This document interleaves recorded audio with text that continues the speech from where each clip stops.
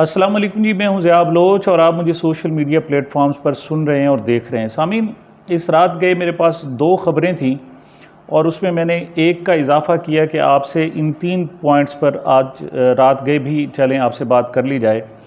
ख़बर ये थी कि आज जैसे सुबह 19 जून शुरू हो चुका है 2023 और सुबह के तकरीबन 4 बजे हैं। इस वक्त 2 ख़बरें जो है ना गर्दिश कर रही हैं, ख़ास तौर पर सोशल मीडिया, और वो सोशल मीडिया जो क्रेडिबल है किसी हद तक। उसमें जनाब एक तो ये कि आज इमरान खान साहब को गिरफ़्तार किया जा सकता है। चंद घंटे पहले उन्होंने ख़ुद भी कौम से ख़िताब किया था और उसमें उन्होंने काफ़ी सारी बातें की, उनमें उनकी गिरफ़्तारी की बात भी शामिल थी।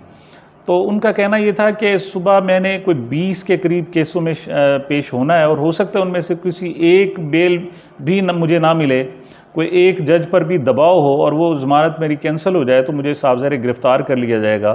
अब रात गए इतलात ये हैं कि उन्होंने अपने बैग्स वग़ैरह तैयारी कर ली है और इस पॉइंट ऑफ व्यू से तैयारी कर ली है कि शायद वो दोबारा ज़मान पार्क में अब ना आएँ और उन्हें अदालत से सीधा जेल में जाना पड़े। बहरहाल इस हवाले से क्या सूरत हाल होती है सुबह उसका पता चलेगा, लेकिन आपको पता है मेन स्ट्रीम मीडिया में तो इसका बाइकआउट किया हुआ है और कोई छोटी से छोटी ख़बर भी नहीं। अब यहाँ तक कि उनकी जो पेशी की ख़बरें हैं वो भी कम कर दी गई हैं। हाँ, अलबत्ता कल अगर गिरफ़्तार हो गए तो उनकी छोटी मोटी ख़बर दी जा सकती है, लेकिन सोशल मीडिया पर ये ख़बरें अवेल होगी। इमरान खान साहब ने और आज क्या कहा? इमरान खान साहब ने आज एक और जो बड़ी बात कही वो ये कि उन्होंने कहा कि मैं इस्टेब्लिशमेंट से और फ़ौज से बात करना चाहता हूँ। ख़ास तौर पर उन्होंने फिर इमरान आर्मी चीफ़ साहब का नाम लिया। उन्होंने कहा जी मैं उनसे बातचीत करना चाहता हूँ और आज से नहीं बल्कि मैं शुरू से इन 14 महीनों में मेरी कोशिश थी कि मेरी इस्टेब्लिशमेंट से बातचीत हो और अगर कोई गलत फहमियाँ तो दूर हों। उन्होंने कहा जी यही वजह थी कि मैं 2 मरतबा जनरल बाजवा साहब से मिला था और जनरल बाजवा साहब के जाने के बाद नए आर्मी चीफ साहब के हवाले से भी मैं उनको बार बार पैगाम पहुंचाने की कोशिश करता रहा हूं और मैंने अपनी टीम भी बनाई कि वो उनसे बातचीत कर सकें। अब इसके 2 मतलब लिए जा सकते हैं। जो साहब ज़रा इमरान खान साहब के मुखालिफ हैं और हुकूमत के लोग हैं वो तो यही कह रहे हैं कि इमरान खान साहब माफ़ी मांग रहे हैं, देखें जी रात गए भी उठ कर माफ़ी मांग रहे हैं और वो कह रहे हैं जी खुदा के लिए मुझसे बात करो, लेकिन ऐसा नहीं है। उन्हें इस चीज़ का अंदाज़ा है। वो कुछ अगली बात पर जाकर पहले कुछ जिसे कहते हैं फाउंडेशन स्टोन बिल्ड कर रहे हैं, वो कुछ बुनियादें रख रहे हैं ताकि अपने बयानिए का आगे जाकर उस पर तामीर हो सके उनका बयानिया। वो बार बार चाहते हैं, वो उनकी ख्वाहिश यही है कि वो उनकी जो इमेज जाए वो डेमोक्रेटिक के तौर पर जाए और उन पर ये जो एक धब्बा लगाने की कोशिश की जा रही है कि उन्होंने अस्करियत पसंदी को फ़रोग़ दिया, अपने हामियों से कहा कि वो जाकर खिताब हमला करें और जलाएं और घिलाव करें, तो इस पर वो ख़त्म करने के लिए वो अपनी इवन ह्यूमिलिएशन तक बर्दाश्त कर रहे हैं। जो साहब उनके पीडीएम के लोग कह रहे हैं जनाब माफ़ी मांग ली, पाँव पड़ गए, ये कर, वो कहते हैं इससे फ़र्क नहीं पड़ता, लेकिन अपना बयानिया वो स्ट्रॉन्ग कर रहे हैं। वो क्या कर रहे हैं? वो कह रहे हैं जी अगर मैं कोई दहशतगर्द होता तो मैं क्यों बार बार बातचीत के लिए कहता, मैं तो अब भी बार बार बातचीत के लिए कह रहा हूँ। अब यहाँ 2 इस्टेब्लिशमेंट के लिए 2 उन्होंने मसाइल पैदा कर दिए। नंबर 1 तो इस्टेब्लिशमेंट को जो है वो डिसोन करना पड़ेगी। ये जो सारी सूरत हाल है इसमें इस्टेब्लिशमेंट मुलविस ही नहीं है और ना इन गिरफ़्तारियों में, ना इनके ख़िलाफ़ कार्रवाई में, ना जनाब फ़ौजी अदालतों में, ये मुमकिन नहीं है। और दूसरी बात ये कि ख़ुद जो हुकूमत है वो भी इन सारे मामलात का जो मलबा है वो इस्टेब्लिशमेंट पर डाल रही है, वो ख़ुद बरी ज़िम्मा हो रहे हैं। इवन उन्होंने एक करारदाद कौमी असम्बली में जो पेश की उसके आप देखें सूरत हाल तो वफाकी वज़ीर दिफा ख्वाजा आसिफ साहब ने खुद कह दिया। उन्होंने कहा जी कि अगर इस्टेब्लिशमेंट चूँकि चाहती है कि इनको सज़ा दे तो उनका हक़ है, उनको वो होना चाहिए, वो उनके साथ जो सलूक करे उस पर हमें कोई एतराज़ नहीं था। मतलब उनका कहना ये था कि ये जो सब कुछ पीटीआई के साथ हो रहा है या उनके साथ ज़्यादती हो रही है, इवन लफ्ज़ दरिंदगी इस्तेमाल होता है कि वो हो रही है, तो वो उसमें वो उनका कहना ये था कि हम मुलविस नहीं, हम तो पॉलिटिकल फोर्सेस हैं, ये आपका जो झगड़ा है इस्टेब्लिशमेंट के साथ है, वो दरमियान से निकलना चाहते हैं।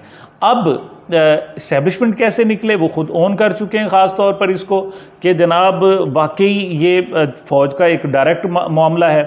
तो अब या तो उन्हें अगर एक प्रेशर सा सूरत हाल पैदा हो जाएगी या तो इमरान खान साहब से बात करनी पड़ेगी अगर इस सारी सूरत हाल को वो ऑन करते हैं तो, और अगर डिस ऑन करते हैं तो फिर उन्हें डिसंगेज भी होना पड़ेगा और फिर ये सारा का सारा मलबा सियासी हुकूमत पर डालना पड़ेगा, और सियासी हुकूमत इस वक्त ये सारा का सारा बोझ उठाने के लिए किसी तौर पर भी तैयार बिल्कुल नहीं है। अच्छा, ये तो थी इमरान खान साहब के हवाले से जनाब। दूसरी जो है कि इस वक्त एक दुर्फुंतनी छोड़ी गई है, मेरे ख़्याल में उसमें उससे ज़्यादा कोई नहीं, वो ये है कि इमरान रियाज़ ख़ान खुदा न खास्ता मेरे मुँह में खाक के वो इंतकाल कर गए और डेथ हो गई, और उसके हवाले से जो एक नैरेटिव सेट करने की कोशिश की जा रही है वो ये थे, सवाल ये उठाया जा रहा है कि ये जो यूनान में कश्ती का वाक़या हुआ है, इसमें क्या इमरान रियाज़ शामिल थे या नहीं थे। ये मुख्तलिफ़ हलकों की तरफ से ये चीज़ें सामने आई, और उस पर डॉक्टर शहबाज गिल साहब जो अमेरिका में बैठे हुए PTI के रहनुमा हैं, उन्होंने बाकायदा एक वीलॉग भी कर दिया, इस पर गुफ्तगू भी कर दी। मेरे ख़्याल में इस पर भी दो इम्कानात हो सकते हैं। एक तो ये कि अगर खुदा न खास्ता इमरान रियाज़ साहब की जान ली जा चुकी है और वो खुदा न खास्ता अल्लाह न करे इस दुनिया में नहीं रहे, तो फिर उसी मलबे में डाल दिया जाए, क्योंकि 300 लाशें हैं तकरीबन, वो तो मिल नहीं रही और ना ही उनके मिलने के इम्कानात हैं। तो वो साफ ज़ाहिर लोगों को उनके गायबाना नमाज जनाजा पढ़ने पड़ेंगे। तो एक ये कि वो अफ़गानिस्तान, यहाँ से अफ़गानिस्तान फ़रार हुए और वहाँ से जनाब वो शाम पहुँचे और शाम से वो यूरोप जाना चाहते थे। लेकिन अगर कोई ये नैरेटिव सेट कर रहा है तो उसे पता होना चाहिए कि अब वो उनका सिर्फ पाकिस्तान से बाहर निकलना काफ़ी था। अगर वो पाकिस्तान से बाहर निकल जाते तो फिर वो खुद अपीयर हो सकते थे, और फिर उनको कोई भी मतलब उनका इतनी बड़ा इमेज है, उनकी शख्सियत है, पर्सनैलिटी है और सूरत हाल है कि वो किसी भी मुल्क में जाकर आगे पनाह भी ले सकते थे और आगे फर्दर ट्रैवल भी कर सकते थे। इवन शाम पहुंच गए थे तो वो आगे वहाँ पे हो जाते, लेकिन बहरहाल वो ऐसा नहीं हुआ और एक नई सूरत हाल जनाब डेवलप करने की कोशिश की जा रही है, और इस तरह की रात के खबरें सामने आना शुरू हुई हैं। बहरहाल मेरी दुआ है कि अल्लाह ताला इमरान रियाज़ साहब को सलामत रखे, और वो बिल्कुल देखें आजमाइश का वक्त है और आजमाइश का वक्त उन पर ख़त्म हो और फिर वो वापस लौट आएँ और फिर वो पाकिस्तान के साथ, पाकिस्तानियों के साथ बातें करें।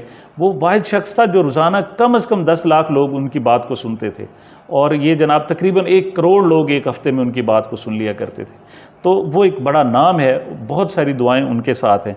जी, आखिर में बात करेंगे एतज़ाज़ अहसन साहब के हवाले से। एतज़ाज़ अहसन साहब ने एक रिट पिटीशन दायर की है, और वो है फ़ौजी अदालतों के ख़िलाफ़। इसमें वो खुद पेश नहीं होंगे, खुद से मुराद ये कि वो आर्गू नहीं करेंगे, वो बुनियादी तौर पर इसमें पटिशनर हैं, और जो उन्होंने वकील रखे हैं वो एक सरदार लतीफ़ खोसा साहब हैं और दूसरे सलमान अकबर राजा साहब हैं। मतलब दोनों सलमान अकरम राजा साहब हों, ये दोनों बहुत बड़े नाम हैं, और उनकी बात को ना सिर्फ सुना जाता है बल्कि सीरियस भी लिया जाता है हर सतह पर। तो मैं समझता हूँ कि ये जो PTI के ख़िलाफ़ एक मुहिम चल रही थी और उनके ख़िलाफ़ एक ज़बरदस्त किस्म की कंपेन चलाई गई थी, और किसी को जुर्रत नहीं हो रही थी कि उसके सामने आकर खड़ा हो। इवन इमरान खान साहब के पास भी जुर्रत नहीं थी, इस वक्त इस पोजीशन में नहीं है कि वो इसका आकर सामना कर सकें और ख़ुद को बेगुनाह साबित कर सकें, या इस वेव को कम से कम रोक सकें। मैं समझ, और आज गुज़श्ता रोज़ उन्होंने खिताब में भी जो कहा, उन्होंने कहा जी मुझे कभी वक्त मिला तो मैं साबित करूँगा कि जनाब तोड़ फोड़ करने वाले हम नहीं थे, हमने तो सिर्फ पुरअमन एहतजाज किया। आगे जो हमला किया है वो हम में नहीं है, वो कोई और लोग हैं जिन्होंने हमला किया। और वो उन्होंने कहा जी मैं अगर रहा तो मैं साबित करूँगा कि वो लोग हमारे नहीं थे हमला करने वाले, हम सिर्फ एहतजाज करने वाले थे। तो वो अभी तक इस पोजीशन में नहीं है कि इसके सामने एक दीवार बनकर खड़े हो जाएं। लेकिन एतज़ाज़ अहसन वो पहले शख्स हैं जो इस सारी सूरत हाल के सामने एक दीवार बनकर खड़े होना चाह रहे हैं और सामने आए, और बड़ी मजबूत आवाज़ सामने आई है। अच्छा, इस हवाले से जो उन्होंने पिटीशन दायर की है, उससे कबल आपको याद होगा कि जब जनरल कमर जावेद बाजवा साहब का जनाब दौर था, इमरान खान भी ये डायरेक्ट नहीं कहते थे कि जनाब उनको हटाने में, उनको हुकूमत ख़त्म करने में जो रोल है वो जनरल कमर जावेद बाजवा साहब का है, बल्कि वो अमेरिका का नाम लिया करते थे। और मैंने उन दिनों एक मेरे ख्याल कोई मैसेज किया था और मैंने कहा था कि ये खान साहब हैं कि जनाब वो सिर्फ़ अमेरिका का नाम लेते हैं और असल नाम नहीं लेते। अब तो वो नाम लेना शुरू हो गए, लेकिन एतज़ाज़ अहसन वो पहले शख्स थे जिन्होंने जनाब सबसे पहले खुलेआम कहा था कि इन लोगों को लाने वाला और इमरान खान को निकालने वाले जनरल कमर जावेद बाजवा साहब हैं। वो उनका 2 मिनट का क्लिप था, वो इतना वायरल हुआ और फिर जनाब तमाम TV चैनल्स को हुक्म दिया गया कि वो ये क्लिप बिल्कुल ना चलाएं। आजकल तो बिल्कुल बहुत बड़ी हदायत हैं, लेकिन उस वक्त इस तरह का सेंसरशिप नहीं थी, लेकिन उन्होंने ये क्लिप रुकवाया था। ये मतलब उस वक्त जो शख्स सामने आया था वो एतजाज़ अहसन था। और अब इस जो आर्मी कोर्ट्स हैं इनके हवाले से जो पहली दीवार बन रहे हैं वो एतजाज़ अहसन साहब हैं। और यकीन करें मुझे फ़ख्र हो रहा है वकला पर, मुझे अपने वकील होने पर और एक कानून के तालिब इल्म होने पर मुझे कम से कम फ़ख्र हो रहा है कि वो डेमोक्रेसी के लिए, इंसानी हकूक़ के लिए, आइन की हिफाजत के लिए एक स्टेप तो कम से कम उठा रहे हैं। अच्छा, उनकी जो पिटिशन है वो भी ज़बरदस्त है जनाब। उस हवाले से 3-4 पॉइंट्स हैं जो मैं मेरे ख़्याल में वो डिस्कस। वो सबसे पहले कहते हैं कि अगर ये PTI के लोग थे तो ये बताएं, आप 25 मई को एक एहतजाज करना होता है तो आप उनके घर में घुस जाते हैं और उनकी ऐसी तैसी फेर के रख देते हैं, उसके बाद भी आप खूब गिरफ्तारियां करते हैं। लेकिन आप ये बताएं कि जब ये पूरा मॉब कोर कमांडर हाउस में जा रहा था तो IG साहब कहाँ सोए हुए थे? उन्होंने क्यों मुदाखलत नहीं की? वो दो सवाल, एक सवाल का वो कहते हैं जवाब दे दें। या तो उन्होंने आज खुद उनको नहीं रोका, खुद फैसला किया तो वो नाअहल हैं, उनको अब तक हटा दिया जाना चाहिए था, या खुद उनकी नौकरी ख़त्म हो सकती है इस पॉइंट पर कि जी मैंने खुद कहा कि मॉब को ना रोका जाए। और दूसरा, अगर उन्हें किसी ने कहा है कि आपने नहीं रोकना तो उनके नाम बताएं। मतलब इतना सॉलिड पॉइंट है कि इस पर वो जनाब जाया जा सकता है। दूसरी बात, वो कहते हैं जी कि आमतौर पर कहा जाता है जी कि आर्मी कोर्ट्स तो जो है इमरान खान साहब के दौर में मौजूद थी, उनके दौर में भी फैसले हुए। तो एक बात वेरी क्लियर कर लें कि वो कोर्ट्स कौन सी थी।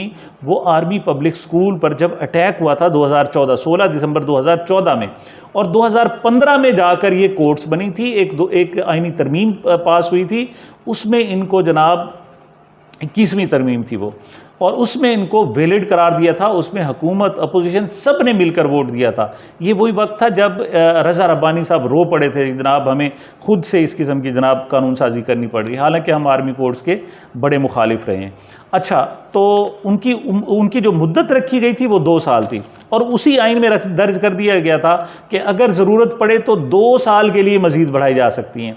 तो 2015 से 2017 तक रेगुलर उन्होंने काम किया, और फिर 2017 से 2019 तक चूंकि उनकी मुद्दत बढ़ाई गई थी, इस दौरान उन्होंने कुछ ट्रायल किए। तो मतलब ये वो दौर था कि जब एक स्पेशल किस्म की कोर्ट्स बनाई गई थी, आईनी तरमीम के ज़रिए बनाई गई थी, और वो कोई इमरान खान ने नहीं बनवाई थी, या इस किस्म की रूटीन की मामलात नहीं थे कि वो उनके पास। वो एक आर्मी पब्लिक स्कूल का एक बड़ा सानिया था, 150-200 बच्चे उसमें शहीद किए गए थे, और उस पर पूरी कौम एक का रद्द अमल सामने आया था, पूरी दुनिया का, जबकि ये इसको पॉलिटिकल मसला करार दिया जा रहा है। तो दूसरी बात जो है क्लियर करने वाली वो ये है। अच्छा, और तीसरी बात जो है वो कहते हैं कि जो आर्मी कोर्ट्स की हमारे आइन में, कॉन्स्टिट्यूशन में गुंजाइश ही नहीं है। उसकी जो वजह बताते हैं वो ये बताते हैं कि उन्होंने कहा जी ये फॉर्मेशन कमांडर्स कॉन्फ्रेंस जो हुई है उसमें तमाम किस्म के कोर कमांडर्स ने, ब्रिगेड कमांडर्स ने, जो जितने भी मतलब कमांड कर रहे हैं कुछ फॉर्मेशंस को, उन सब का एक मुत्तफ़िक़ा एलामिया आया कि जनाब ये जो 9 मई का वाक़या है इसमें नाकाबिल तरदीद और नाकाबिल तब्दील सबूत मौजूद हैं, लिहाजा इसमें कोई गुंजाइश ही नहीं है कि ये सारे लोग, इन लोगों ने कार्रवाई की है, लिहाजा इनके खिलाफ कार्रवाई होनी चाहिए, उनको सज़ाएं मिलनी चाहिए। तो वो कहते हैं कि जो कोर्ट्स होती है उसमें दोनों इम्कानात होते हैं कि वो जुर्म हो भी सकता है और नहीं भी हो सकता, लेकिन यहाँ चूँकि बहसियत इदारा तमाम के तमाम जो कमांडर्स हैं वो कह चुके हैं कि ये वाक़या हुआ है और नाकाबिल तरदीद है, तो जब तमाम ऑफिसर्स ये कह चुके हों तो जो उनका एक कर्नल जज बना हुआ होगा वो उनकी कैसे तरदीद कर सकेगा, उनके खिलाफ कैसे जा सकेगा। ये उन्होंने दूसरी सबसे बड़ी दलील दी है। तीसरी जो उन्होंने दी है वो कहते हैं कि जनाब ये जो आर्मी कोर्ट्स हैं इनमें जजों को कोई वजाहत नहीं देनी पड़ेगी, इसमें तो इतना काफ़ी है कि जनाब जियो फेंसिंग में उनका नाम आ गया लिहाजा सज़ा दे दो। जबकि जो सिविल कोर्ट्स हैं और जो हमारे सिविलियन साइड पे जितनी भी अदालतें हैं उनमें बाकायदा जज को किसी को सज़ा देने से पहले 20 सफ़े लिखने पड़ते हैं कि इसमें जनाब फ़लाँ फ़लाँ फ़लाँ फ़लाँ फ़लाँ फ़लाँ चीज़ों के तहत ये गिल्टी हैं और उन पर साबित होता है और ज़्यादा बार होता है। तो वो कहते हैं जी वहाँ पर इस किस्म के इम्कान ही नहीं है कि वहाँ सूरत हाल कोई दुरुस्त समत में जा सके। लिहाजा ये आइन के ख़िलाफ़ है और इनको आर्मी कोर्ट्स को नहीं होना चाहिए। इस पर वकला ने बाकायदा ना सिर्फ अदालती जंग लड़ने का ऐलान किया है बल्कि उन्होंने अपनी वकला तहरीक भी शुरू कर दी है। मैं समझता हूँ कि ये बहुत खुश आइंद बात है। इससे डेमोक्रेसी मजबूत होगी, इसमें ह्यूमन राइट्स की वैल्यूज़ बढ़ेंगी, इसमें लोगों को एहसास होगा कि यहाँ कानून है, यहाँ मार्शल्ला नहीं है। लोगों को एहसास होगा कि हम एक डेमोक्रेटिक मुल्क में रहते हैं। और एतजाज़ अहसन को मेरा ख़्याल में सिर्फ हमारा पाकिस्तान नहीं, पूरी दुनिया याद करेगी। बहुत ही ज़बरदस्त इंसान, बहुत ही काबिल इंसान, ज़हीन तरीन वकला में से उनका शुमार होता है, ज़हीन तरीन इंसानों में उनका शुमार होता है। अब अगरचे वो बोलते हुए थोड़ा सा दरमियान में ठहर जाते हैं, ठहराव शायद ज़्यादा आ गया है, लेकिन अभी भी वो शोला बयान और दबंग किस्म का नौजवान है, दबंग किस्म का इंसान है। और पाकिस्तान को ऐसे लोगों पर मैं समझता हूँ कि फ़ख्र होना चाहिए। सामीन, ये मेरी अब तक की जो गुजारिशात थी। मुझे मेरे इस चैनल को अपनी मोहब्बतों और दुआओं में याद रखिएगा। मिलते हैं छोटे से वक्फे के बाद।